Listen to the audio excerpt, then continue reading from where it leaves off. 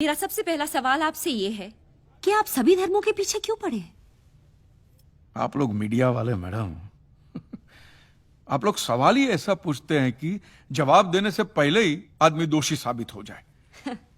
मैं सब धर्मों का आदर करता हूं और किसी भी धर्म में मानता नहीं। ये आदमी कभी नहीं सुधरेगा। और अगर भगवान है तो मेरे सारे सवालों का जवाब देंगे। उतना ही नहीं, वो मेरी लड़ाई में शामिल भी होंगे। वो कैसे? अब जब छोटी थी, हाँ छोटी बच्ची थी, तो अपने पापा से चॉकलेट मांगने के लिए अब क्या करती थी? माने ऐसे पापा के नाम की माला जपती थी, पापा चॉकलेट दो चॉकलेट दो चॉकलेट दो, कि पापा के सामने अगरबत्ती घुमाती थी या फूल फेंकती? नहीं, मैं ऐसा सब कुछ नहीं करती थी। जो मुझे जो चाहिए होता था मैं उनसे डायरेक्टली मांग लेती थी। मतलब एग्जैक्टली मैडम, एग्जैक्टली मैं भी तो वही कर रहा हूं। हुआ यह है कि दुनिया वालों ने मुझे बचपन से ऐसा समझाया कि भगवान तो हमारे बाप के समान है, होगा। लेकिन मैं यकीन कैसे करूं जब तक वो मेरा बाप मेरे सामने नहीं आता? तू तो नास्तिक है, भगवान कैसे तेरे सामने आएगा? माँ जी आप खाइए। कांची भाई, वैसे तो मैं भी मानता हूँ कि भगवान हमारे पिता समान है। हाँ। तो क्या वो मेरे सामने आएंगे? आप ये मंदिर मूर्ति वगैरह में मानते हैं? हाँ मानता हूँ। तो वो तुम्हारे सामने नहीं आएंगे। लेकिन क्यों? क्योंकि आप उनको मंदिर मूर्तियों में ढूंढ रहे हो ना, फिर उनको रूबरू होने की क्या जरूरत है? नहीं नहीं, लेकिन ये तो गलत है। भगवान तो होता ही है। 2 साल से मुझे अच्छी नौकरी नहीं मिल रही थी। मैंने मन्नत मांगी कि मुझे अच्छी नौकरी मिल जाएगी तो मैं अपने बाल अर्पण करके आऊंगा, और देखो मुझे नौकरी मिल गई। ओहो, पूरे के पूरे अर्पण कर दिए। अच्छा आप जरा सोचिए, आप सुबह सुबह तैयार होकर फर्स्ट क्लास ऑफिस के लिए निकलते, काम के लिए निकलते, और जैसे आप घर का दरवाजा खोलते हैं सामने बालों का ढेर पड़ा हुआ है। काले बाल, सफेद बाल, कुछ डैंड्रफ वाले बाल, कुछ ऐसे जूं वाले बाल, हर किस्म के बालों का बूफे लगा हुआ है। तो मुझे बताइए आपको कैसा लगेगा? मुझे बिल्कुल ही अच्छा नहीं लगेगा, है ना? तो सोचो भगवान को कितना बुरा लगता होगा। है? भगवान ने दरवाजा खोला कि बाल बाल बाल बाल। ये कांजी भाई लॉजिक तो सही इस्तेमाल करते हैं। आपको पता है इन बालों का क्या होता है? धंधा होता है, बिजनेस होता है। ये बाल अमेरिका, लंदन ऐसे विदेशों में बेचे जाते हैं। इन शॉर्ट आपकी श्रद्धा का वहां धंधा होता है। इवन सरिया पेसरा बंदे में दम है यार। लेकिन उन पैसों से स्कूल, अनाथ आश्रम, अस्पताल, चैरिटेबल ट्रस्ट चलते हैं, उससे भी आपको दिक्कत है? ये तो ऐसी बात होगी, जो गुटखा बेचता है वही कैंसर की हॉस्पिटल खोलता है। और मैडम ये सब चलाना ही पड़ेगा, क्योंकि ये सारा पैसा ब्लैक का आता है। इसका अगर आपने व्हाइट में कोई ट्रांजैक्शन नहीं दिखा तो इनकम टैक्स वाले आपका गला दबा के जेल में डाल देवे। मुझे प्रॉब्लम है इनके पैसे निकालने के तरीकों से। जिस तरह वो माफिया वाले गन दिखा के डराते, ये लोग भगवान दिखा के डराते। That's a good one. आपके बच्चे की कुंडली बहुत खराब है, वो मांगलिक है, उसको काल सर्प योग है, शनि का साया है, मंगल की माया है। क्या है ये? वो बेचारा अभी अभी तो पैदा हुआ, उसको सांस तो लेने दो। फिर इस सब के इलाज के लिए वो लोग पूजा पाठ की बंदूकें निकालते हैं, और जीते जी तो छोड़िए, ये आपको अगले जन्म के लिए भी डराते हैं।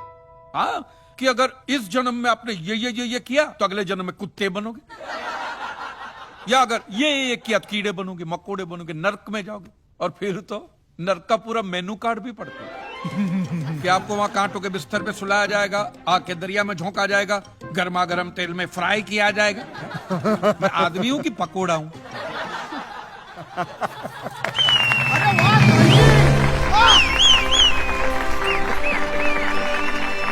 तो आपके हिसाब से धर्म की परिभाषा क्या है? मैं समझता हूं जहां धर्म है ना, वहां सत्य के लिए जगह नहीं है, और जहां सत्य ट्रूथ है वहां धर्म की जरूरत ही नहीं है। बिल्कुल सही कह रहा है।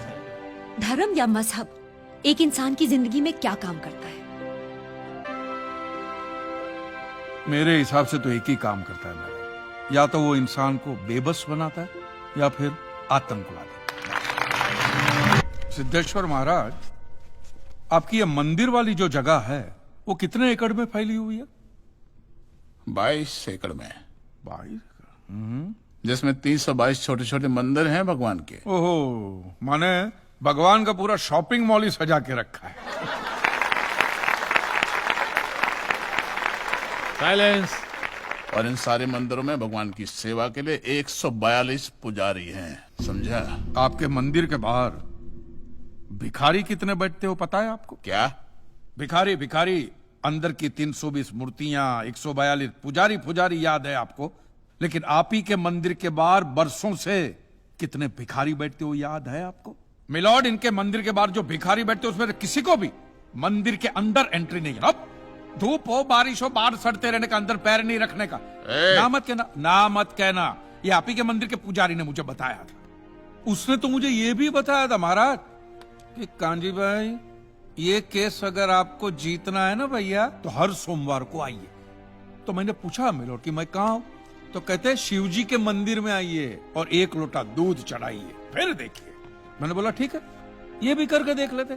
तो मिलॉर्ड में पहुंच गया मंडे को दूध का लोटा लेकर। ये लंबी लाइन लगी हुई, सबके सब हाथ में लोटा पकड़ के खड़े हुए थे ऐसे। मैंने सोचा अंदर जरूर कोई दूध पीने वाला होगा, वरना ये सब जब गधे थोड़ी है जो ऐसे लोटा पकड़ के लाइन में खड़े।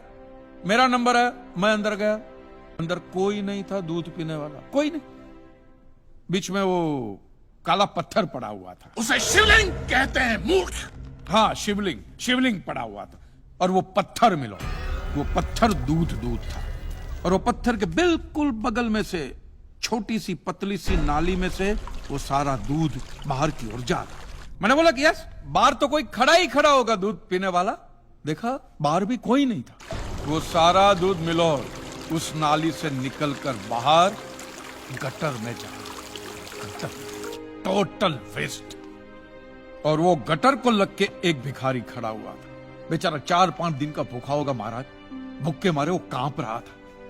उसको शायद ये दूध ही पीना था, लेकिन गटर में से कैसे? तो उस भिखारी को मैंने मेरा दूध का लोटा दे दिया।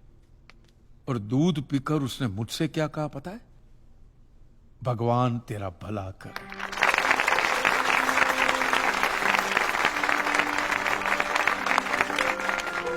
तो मंदिर में आने वाले एक एक इंसान वो पत्थर पे दूध डालने के बजाय किसी गरीब के पेट में डाले ना, तो सबसे ज्यादा पुण्य मिलेगा। नहीं? और हाँ मौलवी साहब, किसी दरगाह पे फूलों की चादर ओढ़ाने के बजाय किसी नंगे फकीर के बदन पे कपड़ों की चादर ओढ़ाई जाए ना, तो अल्लाह को बहुत खुशी मिलेगी। और जीसस के सामने मोमबत्तियां जलाने से अच्छा है किसी गरीब की झोंपड़ी में जलाइए, तो उसके घर में कभी अंधेरा नहीं होगा।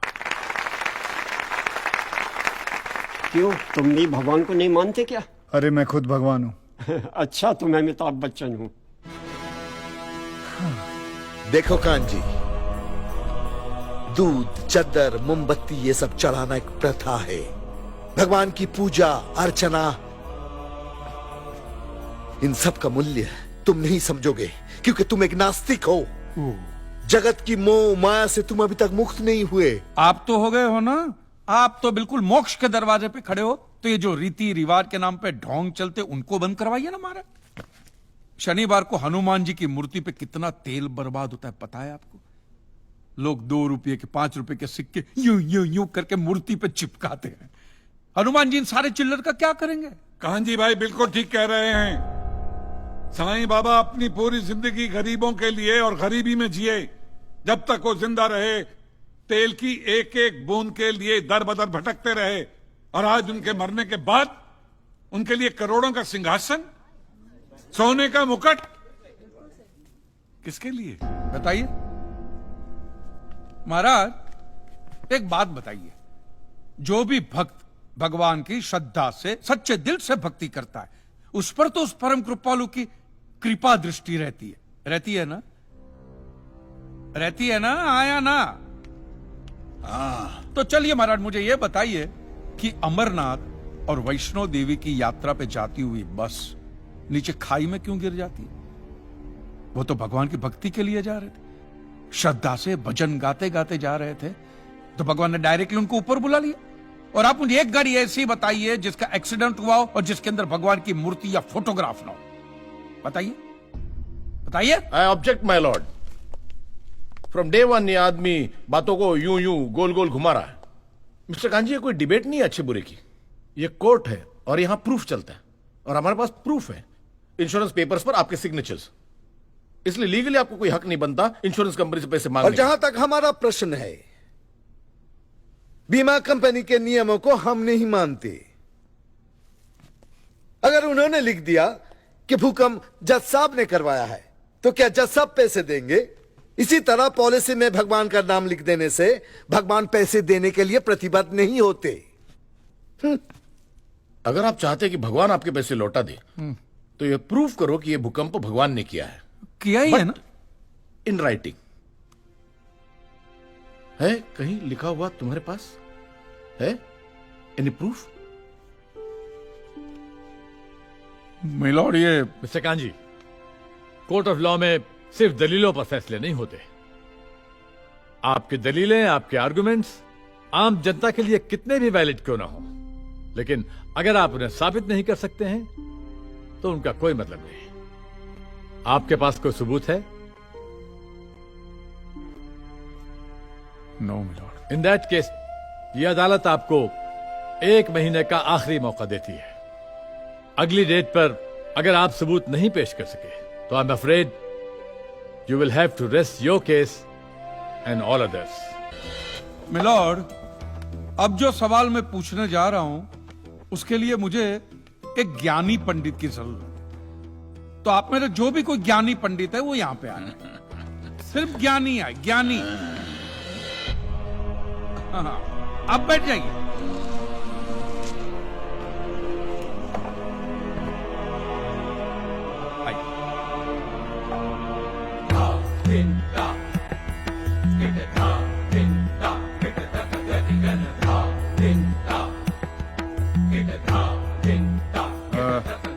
महाराज, आप जो पंडित लोग आपके प्रवचन में जो शास्त्रों की बातें करते हैं, तो शास्त्रों में जो भी लिखा होता है वो सब सही होता है?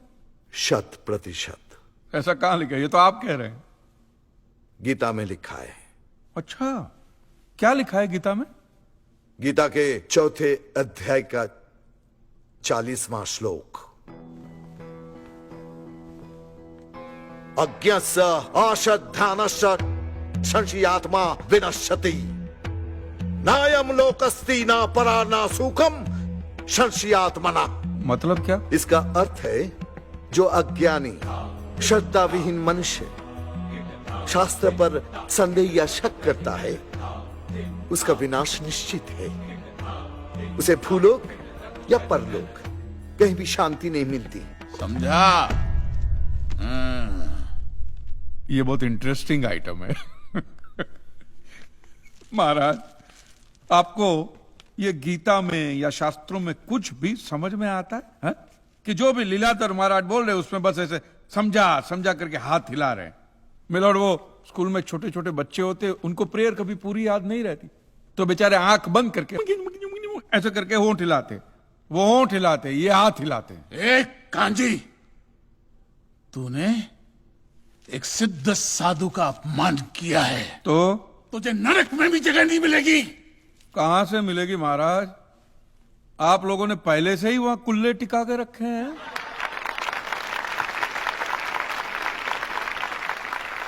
तेरा ये दुस्साहस नास्तिक! क्या कर रहे हैं आप? ये अदालत है। बैठिए,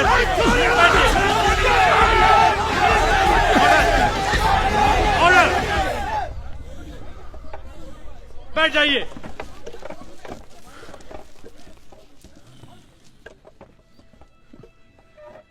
दुखेष्वनु द्विग्न मनः सुखेषु विगत स्पृह वितराग भय क्रोधः स्थित धीर मुनि रुच्यते। अध्याय 2 श्लोक 56। अर्थात जिस मनुष्य के लिए सुख और दुख समान अवस्था है, जो भय और क्रोध से मुक्त है, जो स्थिर बुद्धि वाला है ना, वही सिद्ध पुरुष कहलाता है।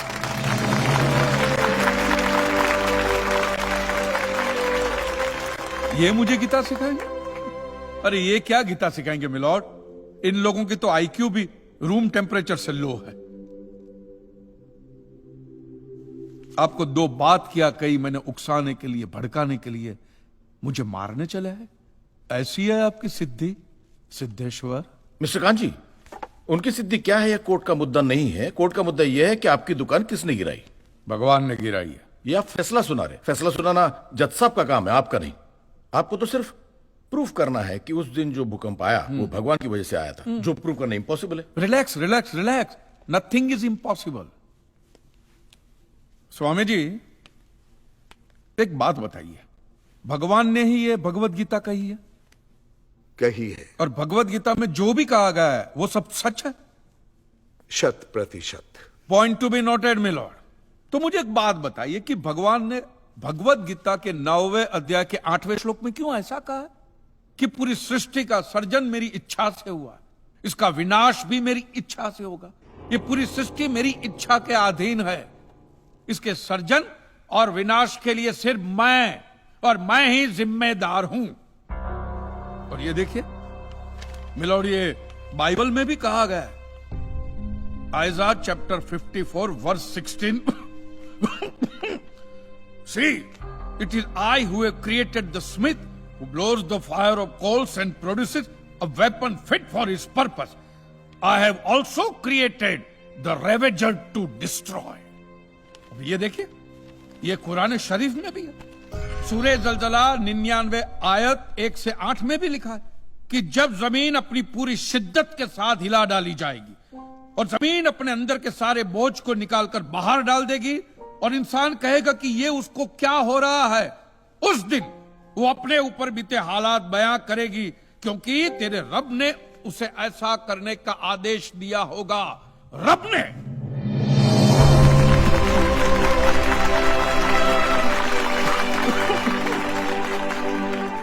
इन सारी बातों का मतलब एक ही होता है मिलॉर्ड, कि ये भगवान द्वारा किए हुए भूकंप से ही मेरी दुकान गिरी है। मतलब it is an act of God. ये सब ऊपर वाले की करनी है, और मेरे साथ साथ जिन लोगों का नुकसान ऊपर वाले की वजह से हुआ है उन सब के पैसे भी ऊपर वाला ही देगा। नहीं तो उनके collection agent. Your honour, mister Kanchi Leeladhar Swami को बातों में फंसा रहे हैं। सर देसाई जी, क्या कर रहे हैं आप? अरे बोलने दो, उससे बोलने दो।